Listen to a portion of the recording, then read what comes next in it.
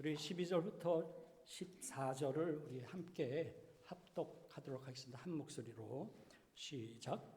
나는 이미 얻었거나 이미 온전한 것이 아닙니다. 나는 그것을 붙잡으려고 쫓아갑니다. 이는 나도 그리스도 예수께 붙잡혔기 때문입니다. 형제들이여, 나는 그것을 붙잡았다고 생각하지 않습니다. 그러나 이 한 가지만은 말할 수 있는데 곧 뒤에 있는 것은 잊어버리고 앞에 있는 것을 붙잡으려고 그리스도 예수 안에서 하나님께서 위에서 부르신 그 부르심의 상을 위해 표대를 향해서 쫓아갑니다. 아멘. 하나님의 말씀이십니다. 오늘 이 말씀을 가지고 믿음의 경주를 이기자라는 제목으로 고종영 목사님께서 말씀 인도하시겠습니다. 나와서 말씀 인도하실 때 은혜 충만한 시간 되시기 바라겠습니다.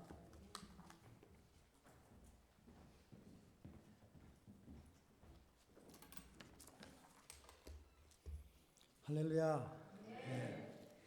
이렇게 아래 앉아서 같이 예배를 드리다 또 오늘 이렇게 강단에 있으니까 감기가 무량합니다.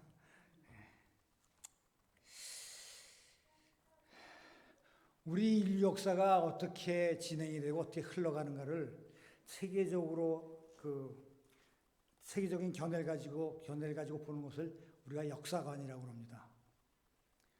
그런데 하나님을 믿지 않는 이 세상 사람들의 역사관과 하나님을 믿는 그리스도인들의 역사관과는 조금 다른 면이 있습니다. 그 세상 사람들의 역사관의 그 대표적인 것 두 가지를 얘기하라고 한다면은 그 순환사관과 우연사관이라는 것이 있는데, 순환사관이라는 것은 여러분이 다 아시다시피 그 역사라는 것은 비슷한 일이 계속 돌고 또 다시 반복된다고 그렇게 믿는 역사관을 말합니다. 그래서 세계 1차 전쟁이 이렇게 일어났어, 이렇게 진행이 됐는데 2차 전쟁도 그거 비슷하게 되었고 아마 3차 전쟁이 있다면 그럴 것이다. 그렇게 역사를 보는 관점을 그 순환관이라고 말합니다. 그 반대로 역사란 그런 어떤 일정한 패턴이 있는 게 아니라 어떤 원인을 가지고 그 결과가 나타나는 반복적으로 일어나는 것이 아니라 랜덤하게 일어난다고 보는 것을 우리는 그 우연사관이라고 합니다. 그런데 이 세상을 창조하시고 역사를 주관하시는 하나님을 믿는 우리 크리스찬들은 이와는 다르게 역사란 그 타락한 인간들을 구원하시고자 하시는 하나님의 계획 가운데 구원의 완성이라는 미래에 정해진 한 점을 향해서 가는 거라고 믿는 것을 우리는 구속사관이라고 합니다. 다시 말해서 역사는 그냥 반복되는 것도 아니고, 역사는 그냥 우연히 일어나는 것도 아니고, 하나님의 계획 가운데 한 목적을 향해서 점진적으로 가고 있다고 믿는 것이 우리의 역사관입니다. 왜 이 역사관이 우리에게 중요한가 하면은 어떠한 역사관을 가지고 우리가 살아가는가에 따라서 우리의 삶의 모습이 달라지고 우리 주변에서 일어나는 일을 보고 해석하는 관점이 달라지기 때문입니다. 빌립보서는 이러한 그 그리스도인의 기독교적 역사관을 가진 사도 바울이 자기가 개척하고 또 자기의 그 선교에 동참해서 이제까지 감옥에 들어와 있는 이제까지 자기를 도와주며 동역한 빌립보 교회에게 감사하는 마음과 또 그 빌립보 교회가, 그 빌립보 성도가 예수의 복음에 합당한 삶을 살기를 원하는 그런 권고를 하기 위해서 쓴 편지입니다.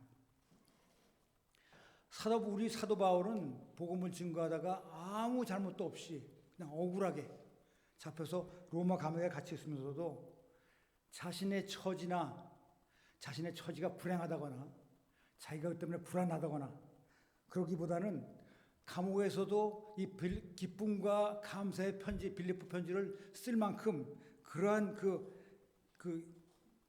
마음이 있었던 것도 우리 그 기독교적인 역사관을 그가 가지고 있었기 때문에 이런 일이 일어났습니다. 그래서 그는 그 자신의 일어나는 일이 우연히 일어난 것도 아니고 어쩌다 일어난 것도 아니고 세상적인 눈이 아니라 믿음의 눈, 영적인 눈으로 바라보면서 이해했기 때문에 이러한 일을 할 수가 있었습니다. 빌립보서 3장에 보면은 바울이 자기의 삶을 이러한 영적인 눈으로 보면서 하는 말이 자기가 예수님을 모르던 그 시절에 그렇게 자랑거리로 여기던 세상의 모든 것, 다시 말해서 하나님께 선택된 유대인이라는 그런 우월감, 율법을 잘 지킨다는, 완전히 지킨다는 완벽함, 하나님을 열심을 다해 섬긴다는 영적인 교만함, 그런 것들이 예수님을 만나고 예수님이 누구시인지, 예수님이 나를 위해서 무엇을 하셨는지, 예수님이 나에게 무엇을 하기를 원하신다는 것을, 그런 것을 알고 나서는 그 예수님의 아는 그 지식의 고상함에 비하면은 자기가 갖고 있던 그 우월함이라든지 자랑거리라든지 그런 것이 다 배설물과 같다고 고백하면서, 오늘 본문에서는 자기가 3차 영을 하면서 이렇게 교회도 많이 세우고 선교도 많이 해서 많은 영혼들을 하나님께 인도하고 또 성경책에 쓰여쓰는 많은 그런 서신들을 썼다 할지라도 지금 자신의 영적인 상태는 아직도 완전하지 못하다고 그렇게 얘기하는 모습을 볼 수가 있습니다. 그러면서 내가 지금 하고 있는 모든 일이 주님이 원하시는 것을 이미 다 이룬 것이 아니라 아직도 할 일이 많기 때문에 그 표대를 향해서 자기가 달려가고 있다고 말하는 것을 볼 수가 있습니다. 그러면서 그것은 자신의 삶을 운동 경기장에서 그 승리의 면류관을 위해서 결승적으로 달려가는 운동 선수에 비유해서 자기의 삶을 얘기해 주는 것을 볼 수가 있습니다. 이러한 바울의 삶을 보면서 우리는 이러한 바울의 삶이야말로 믿음의 경주를 이긴 영적으로 성숙한 신앙인의 삶이요, 우리가 본받아야 할 믿음의 삶인 것을 알 수가 있습니다. 오늘 본문 말씀에서 우리가 볼 수 있는 것은 바울이 자신의 삶을 바라보는 세 가지 시간적인 관점을 우리가 볼 수 있는데, 현재를 보는 관점, 과거를 보는 관점, 미래를 보는 관점을 우리가 볼 수가 있고, 또 이러한 관점 때문에 그가 어떠한 모습으로 살아갔는지를 볼 수가 있습니다. 이제 저희 본문을 다시 보면서 바울이 자기의 현재의 삶을 보는 관점이, 또 자기의 과거의 삶을 보는 관점이, 또 미래를 보는 관점이 어떠한가를 보면서 또 어떻게 그러한 관점들이 바울이 믿음의 경주를 승리자로 살 수 있게 했는가 생각해 보면서 우리도 바울과 같이 믿음의 경주를 이기는 자들로 이 땅을 살아가기를 주님 앞에 다짐하는 은혜의 시간이 되기를 바랍니다. 첫째로 바울이 현재의 자신의 삶의 모습을, 자신의 영적인 상태를 보는 관점은 겸손함과 아직도 미완성이라는 부족한 점이었습니다. 12절 13절을 우리 다시 한번 보겠습니다. 시작. 나는 이미 얻었거나 이미 온전한 것이 아닙니다. 나는 그것을 붙잡으려고 쫓아갑니다. 이는 나도 그리스도께 붙었기 때문입니다. 형제들이여, 나는 그것을 붙잡았다고 생각하지 않습니다. 그러나 이 한 가지만은 말할 수 있는데 곧 뒤에 있는 것을 잊어버리고 앞에 있는 것을 붙잡으려고. 바울이 자신을 보는 현재의 모습에는 내가 사도이기 때문에 당신들보다 더 거룩하다거나 더 훌륭한 성도가 아니라고 말하고 있습니다.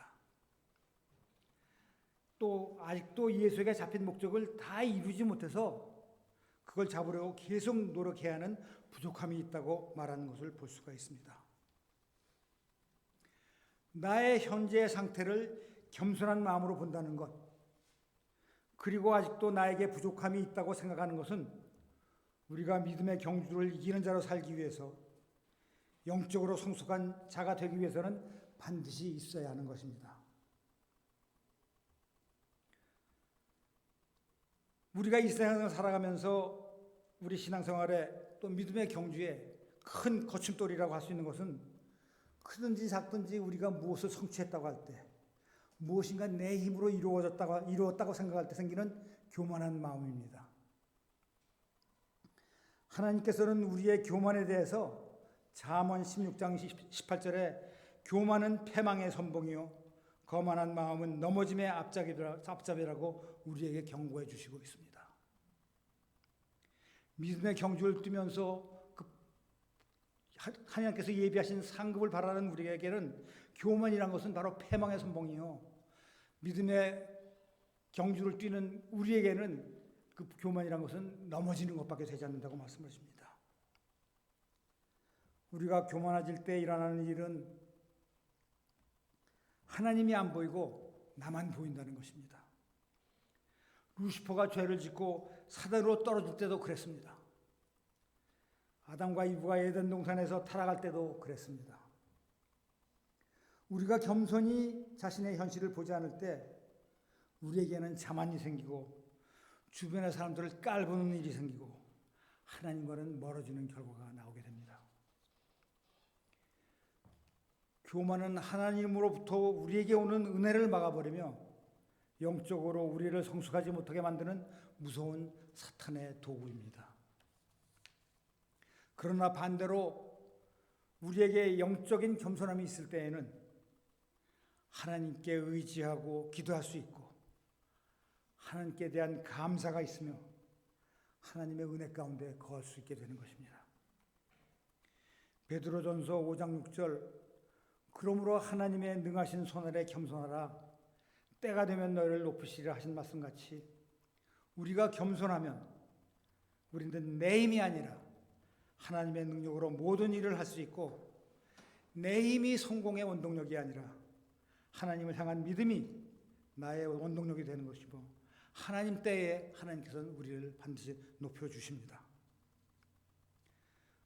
그러므로 우리가 더욱더 성숙한 삶을 살기 위해서는 믿음의 경주를 이기기 위해서는 크든지 작든지 성취된 모든 것을 하나님께 감사함으로 올리고 겸손한 마음으로 하나님께 의지하고 기도하면서 성령의 힘으로 열심히 믿음의 경주를 달려가야 할 것입니다.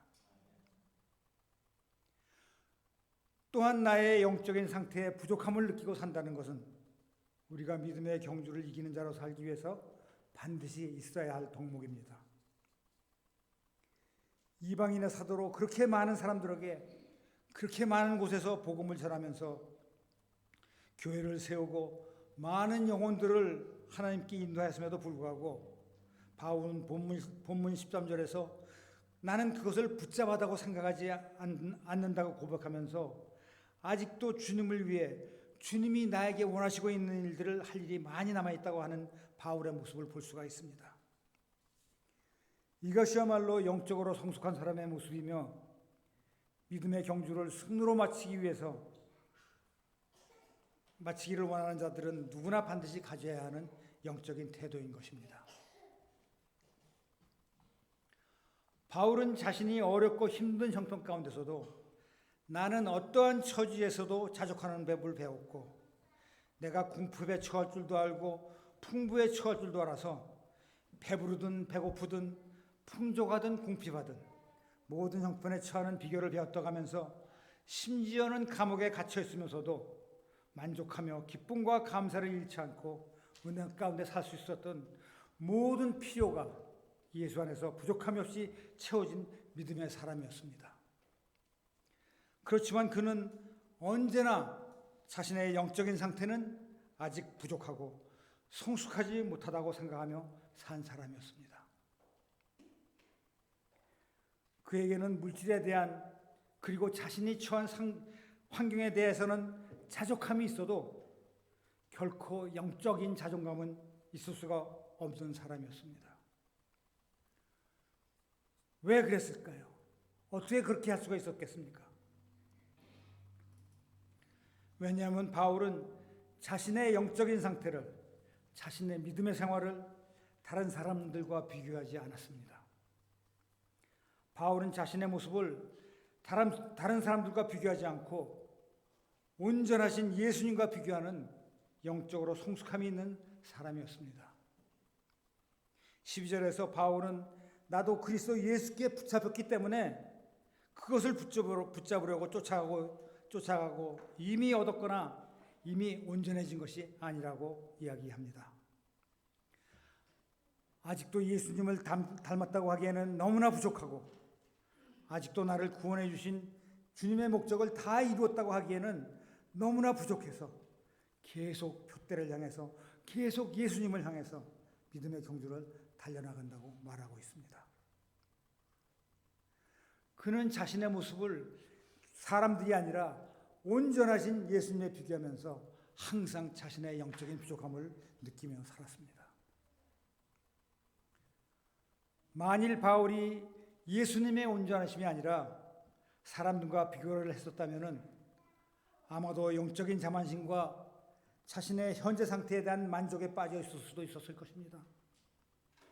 표대를 향해 부르심을 향해 쫓아가는 수고도 덜했을지 모릅니다. 그러므로 우리도 믿음의 경주를 이기기 위해서는 바울과 같이 자신의 현재 모습을 보면서 하나님이 주시는 영적인 겸손함과 영적인 부족함을 가지고 끊임없이 성숙해져야 되겠습니다. 둘째로 바울이 가졌던 자신의 과거에 대한 관점은 어땠습니까? 13절을 다시 한번 보겠습니다. 시작. 형제들이여 나는 그것을 붙잡았다고 생각하지 않습니다. 그러나 이 한 가지만은 말할 수가 있는데 곧 뒤에 있는 것은 잊어버리고 앞에 있는 것을 붙잡으려고. 13절 후반에 바울은 뒤에 있는 것은 잊어버리고라고 말하고 있습니다. 믿음의 경주를 이기기 위해서 우리가 가져야 할 과거에 대한 영적인 태도는 과거를 잊어버리는 것입니다. 믿지 않는 사람들이 과거에 매여서 사는 모습을 우리는 종종 봅니다. 과거의 아픈 상처, 실패한 경험 등 부정적이었던 과거의 일에 매여서 지금도 고민하고 자신도 미워하고 남도 미워하면서 과거에 매여서 어두운 현재의 삶을 살고 있는 모습들을 봅니다. 또 반대로 어떤 이들은 과거의 성공이나 영화롭던 기억 때문에 현실을 제대로 보지 못하고 옛날 생각만 하면서 지금은 아무것도 하지 못하는 무기력한 삶을 사는 사람들도 볼 수가 있습니다. 우리의 경험을 봐도 하나님을 믿는다고 하는 우리도 종종 과거의 일에 매여서 마음고생을 하며 믿음의 경주를 잘못한 적이 한두 번이 아님을 고백하지 않을 수 없습니다. 과거에 있던 일은 이미 나의 삶에서 지나간 시간이고 현재의 내가 아닙니다. 이미 내 삶에 지나간 과거의 일들이 나의 현재의 행동이나 생각을 주장한다면 마치 앞을 보고 달려가야 할 경주자가 뒤를 돌아보며 뛰는 것과 다름이 없습니다. 그래서 바울은 앞에 있는 것을 잡기 위해서 뒤에 있는 것은 잊어버리고 앞만 보고 달려간다고 말합니다. 다시 말해 바울은 과거에 있던 일들 때문에 그것에 매여 있으면 믿음의 경주를 이길 수가 없으므로 과거는 잊어버리고 미래에 받을 상급을 바라보면서 표대를 향하여 지금도 열심히 뛰겠다고 말하는 것입니다. 우리의 과거에 있었던 어떤 일도 우리가 지금 해야 하는 행동, 우리가 지금 해야 하는 생각을 지배하게 해서는 결코 안 됩니다. 왜냐하면 우리가 과거에 매여 있을 때 우리의 믿음의 경주는 결코 한 발짝도 앞으로 나갈 수가 없기 때문입니다. 그러므로 우리가 믿음의 경주를 이기기 위해서는 오늘 본문 말씀에서 사도 바울이 말하는 것과 같이 이미 지나간 우리의 과거는 잊어버리고 미래를 향해서 앞으로 나가야 되겠습니다. 그런데 우리가 성경에서 말씀하시는 과거를 잊어버린다는 말을 잘못 이해해서는 안 됩니다. 성경 말씀에 나오는 과거를 잊어버린다는 말은 과거를 망각하거나 과거에 있었던 일이 없었던 거로 여긴다는 그런 말과는 전혀 의미가 다릅니다. 정상적인 사람이라면 어느 누구도 과거에 있었던 일, 특히 자기 자신에게 중요하게 여겨졌던 일들은 그것이 좋은 일이든 나쁜 일이든 그렇게 쉽게 잊혀지는 것이 아닙니다.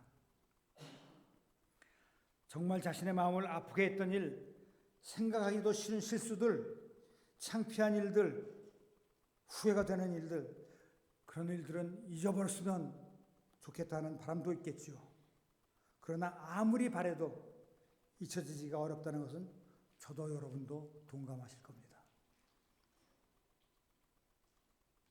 본문에서 말하는 잊어버린다는 말의 성경적인 의미는 기억에서 지워버린다는 말씀이 아니라 예수 안에 새 사람이 된 우리는 더 이상 과거의 영향을 받거나 과거에 매여 있지 않다는 말씀입니다. 히브리서 10장 17절에서 하나님께서는 또 저희 죄와 저의 불법을 내가 다시 기억하지 아니하리라 하신 말씀은 하나님께서 우리의 죄를 자신의 기억에서 지워버리시겠다는 말씀이 아니라 예수님의 보혈로 용서받은 우리의 죄를 가지고 다시는 우리를 벌하시거나 죄인 취급하지 않으시겠다는 약속의 말씀입니다. 그러므로 이제 우리 모두는 하나님의 약속의 말씀을 믿고 성령의 충만함을 입어서 과거의 일은 모두 잊어버리고 과거에 얽매여 있는 제자리에 서 있는 자들이 아니라 앞에 있는 표대를 향하여 힘차게 달려나가는 믿음의 경주를 이기는 자들이 되기를 축원합니다. 셋째로 바울의 미래에 대한 관점은 어떻습니까? 14절을 다시 보시겠습니다. 시작. 그리스도 예수 안에서 하나님께서 위에서 부르신 부르심의 상을 위해 표대를 향해 쫓아갑니다. 바울은 하나님께서 위에서 부르신 그 부르심의 상을 위해서 표대를 향해서 쫓아간다고 말합니다. 믿음의 경주를 이기기 위해서 우리가 가져야 할 미래에 대한 영적인 태도는 믿음의 경주를 이긴 자에게 하나님이 주시는 우리를 믿음의 경주로 부르신 부름의 상이 있다는 것을 믿는 것입니다. 바울은 이제 그가 달려갈 길을 다 달려간 후에 믿음의 경주를 이긴 후에 하나님께서 그를 위해 예비하신 상이 있음을 믿었습니다. 바울의 이러한 미래에 대한 믿음은 그가 어떤 모습으로 지금을 살아야 하고 어떤 모습으로 경주를 뛰어야 하는가를 결정하는 데 절대적인 영향력을 주었습니다. 바울이 지금 어떤 모습으로 믿음의 경기를 하는가를 결정하는 것은 그의 미래에 대한 믿음이었지 과거에 일어난 일들이 아니었습니다. 바울의 미래에 있을 상급에 대한 믿음은 그로 하여금 지금의 상태에 만족하지 않고 더 열심히 온 힘을 다해 뛰게 하였으며 오직 표대만을 향해서 뛰어가도록 하였습니다. 바울은 뒤도 돌아보지 않았습니다. 현재의 위치에 만족하지도 않았습니다. 오직 표대만을 바라보며 전력을 다해 열심히 믿음의 경주를 뛰었습니다. 우리는 흔히 시간의 흐름을 이야기할 때 과거, 현재, 미래의 순서로 이야기합니다. 그러나 시간을 꿰뚫고 계시는 영원하신 하나님을 믿는 그리스도인들은 시간의 흐름을 과거, 현재, 미래로 볼 것이 아니라 미래, 현재, 과거의 순으로 볼 수가 있어야 합니다. 다시 말해서 우리 믿는 사람들의 시간적인 개념은 과거의 영향 아래 현재가 있고 현재의 영향 아래 미래가 있는 것이 아니라 시간의 주관자 되시며 역사의 주관자 되시는 하나님께서 우리에게 말해주시는 그 미래가 있기 때문에 미래의 일이 있기 때문에 내가 지금 어떻게 살아야 할까를 하나가 결정되고 나의 현재의 살 때문에 과거에 생겼던 일들이 재해석되고 과거의 결과들이 세상의 관점이 아니라 하나님의 관점으로 고쳐져야 된다는 말씀입니다. 바로 창세기에 나오는 요셉이 미래, 과거, 현재의 시간적인 개념을 가지고 산 사람입니다. 창세기 45장을 보면 애굽의 총리 대신이 된 요셉이 기근으로 말미암아 식량을 사러 온 자기를 종으로 팔았던 형제들이 자기가 요셉인 것을 말하는 장면이 나옵니다. 만일 요셉이 아직도 과거의 형들이 자기를 노예로 팔았던 것을 잊지 못하고 과거에 잡혀 있었다면 그는 형제들을 용서하지 못했을 것입니다. 그러나 그는 그렇게 하지 않았습니다. 그는 형제들을 용서했고 위로했습니다. 어떻게 그가 그럴 수가 있었습니까? 어떻게 요셉이 자신의 믿음의 경주에서 승리를 할 수가 있었습니까? 그는 하나님께서 그를 통해 가족들을 구원하시고자 하시는 하나님의 계획을 깨달아 볼 수가 있었고, 가족을 구해야 한다는 그 미래가 그로 하여금 그를 팔았던 형제들에게 원수를 갖기보다는 용서하는 행동을 할 수가 있었던 것입니다. 과거에 있었던 마음 아픈 사건도 하나님의 관점에서 다시 해석을 할 수가 있었고, 미래를 위해 예비하셨던 하나님의 계획을 이룰 수가 있는 믿음의 경주에 승리하는 자가 될 수가 있었던 것입니다. 그러므로 우리가 믿음의 경주를 이기기 위해서는 바울같이, 요셉같이 미래에 있을 상에 대한 믿음을 가지고 뒤를 돌아보지 않고 오직 표대를 향해 열심히 뛰어가는 자들이 되어야 하겠습니다. 이제 말씀을 정리해 보겠습니다. 오늘 주신 말씀을 통해 우리들은 어떻게 바울이 믿음의 경주를 승리할 수 있는가를 보았고, 어떻게 하면 우리도 바울과 같이 믿음의 경주를 이기는 자들로 이 땅을 살아갈 수 있을까를 생각해 보았습니다. 우리가 믿음의 경주를 이기기 위해서는 첫째로 자신의 현재 모습을 보면서 하나님이 주시는 영적인 겸손함과 영적인 부족함을 가지고 끊임없이 성숙해지는 자들이 되어야 하겠습니다. 둘째로 과거의 일은 모두 잊어버리고 과거의 얽매여 제자리에 서 있는 자들이 아니라 앞에 있는 표대를 향하여 달려가는 자들이 되어야 하겠습니다. 셋째로 미래에 내게 주실 상에 대한 믿음을 가지고 뒤도 돌아보지 않고 현실에 만족하지도 않고 오직 표대를 향해 열심히 뛰어가는 자들이 되어야 하겠습니다. 우리 모두가 이러한 성도들이 됨으로 말미암아 믿음의 경주를 승리하며 하나님께 영광을 돌리는 우리 모두가 되기를 주님의 이름으로 축원합니다. 다 같이 기도하시겠습니다.